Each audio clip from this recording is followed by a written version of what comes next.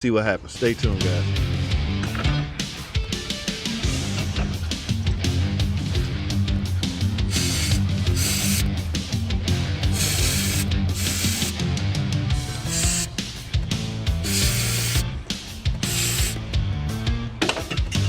All right, guys, let me get this thing some 12 volts. We're going to go see what happened.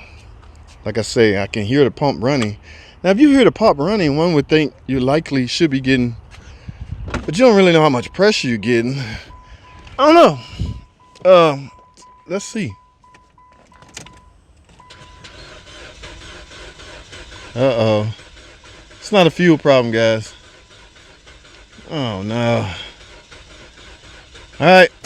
Gotta go to plan B. Now, again, that could have been easily verified using a fuel pressure gauge. You could have just avoided this whole wasted 15 minutes that I just did on this by merely hooking up a fuel gauge, turning your key on, and see if you have at least 50 psi pressure. All right, I just wasted 15 minutes of you, not even 15. According to this video, I wasted 3 minutes of you guys live that you can't get back. And I want to go on record apologizing for that. Okay, guys, but you need to know the diagnostic step anyway. So I take that apology back. All right, now, I'm up to plan B simply because based off what I just did, and I'm not even trying, still not even trying to start. I don't think it's fuel. It's a fuel issue. Okay, so what do you do now, JT, Mr. Know-it-all, Mr. So-called Chrysler Master Tech? After all, this is a Chrysler 200. You should know what the hell you're supposed to do next. I'm gonna tell you what we should do next, guys. I'm outside. I really need to get this inside now. See, I do everything I can possibly outside before I commit to pushing a dead car inside. Takes a lot to push one in, guys. All right, now, and I should have known something was up. This was already in the car, so somebody's been working on this car. Now it's here for the pros to see what's going on. I don't know what plan B is just yet. Just yet. I'm not going to leave you guys in the dark. So what I need you to do is hold tight. Give me a second. Let me regroup. When I come back, we'll figure out what plan B is. All right, hold tight. Stay tuned. I'll be right back. All right, guys, I'm back. We're back. I want to show you something. I want to show you how I came to the conclusion that this crank sensor was preventing or causing my no start. Not a no crank. A crank sensor will not prevent you from cranking. It can, however, prevent you from starting. Okay, remember, guys, a brief explanation. That crank sensor sends the computer the signal how fast the engine is rotating. All right, so it has to be located somewhere around that flywheel flex plate area because it's trying to find out how fast the crankshaft is rotating. All right, now how I came to the conclusion. Remember, I hate just telling y'all I put a crank sensor on that. Put my spare crank sensor on it. No, you get nothing out of that. All right, I have my scan tool pulled up. I have my laptop. I'm in the car. I have my laptop pulled up. Let's go into PCM. Okay, now what we want to do. No, we was right. We want to go on the data. All right, now let's stroll down. What we looking for is something called something related. There it is. Engine speed. You're gonna either say engine speed or engine RPM. Remember, guys, I don't know how you guys computers are set up. I don't know. I mean, how you guys scan tools are set up. Now, notice that engine speed 0. This is likely what that crank sensor will report. The information the crank sensor will report to the PCM. Right now it says 0. So outside, what you didn't see because I was on my phone filming is, now let me go back on the phone and show you this. All right, here I'm here at the car.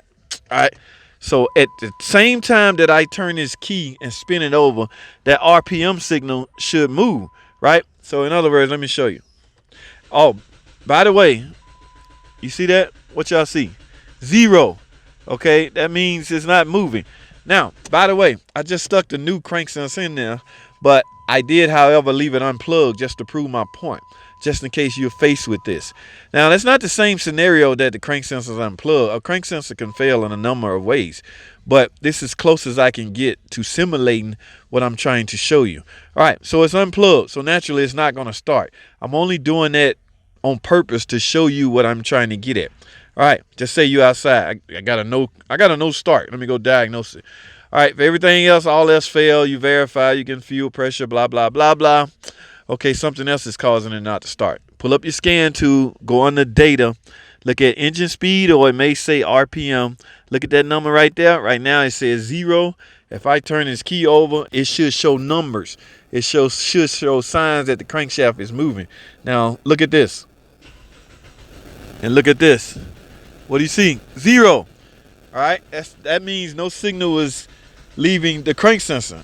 Mainly because I got it unplugged. All right, so that is one way you can diagnose a crank sensor. Again, if it's a circuitry issue, you have to do your diagnosis from that standpoint. It's going to need 5-volt supply from a computer, the return signal wire goes to the PCM, and of course a ground to make any kind of sensor operate. All right, so it depends on where you're at in your diagnosis. Now, I'm going to go out here and plug this sensor back up, and we're going to go over here and do the same thing. I'm going to start it up and let you see this number go from 0 to showing motion, showing RPM motion. All right, let's go plug it up.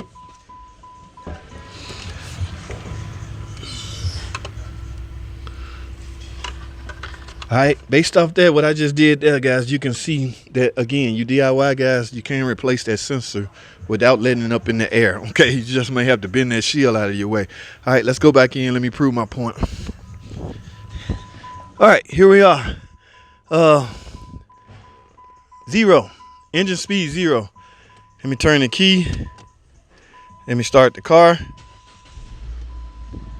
Where's engine speed? Y'all see that number beside engine speed?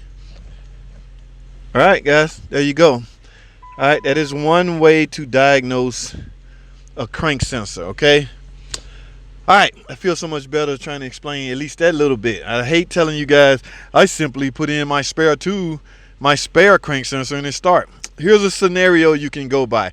It may not work on everybody. Like I say, depend on the capabilities of your scan tool, guys. If your scan tool is pretty sharp and will allow you to view data, then yes, you're in good shape. Just look on the engine RPM and go from there. Engine RPM or engine speed in this case.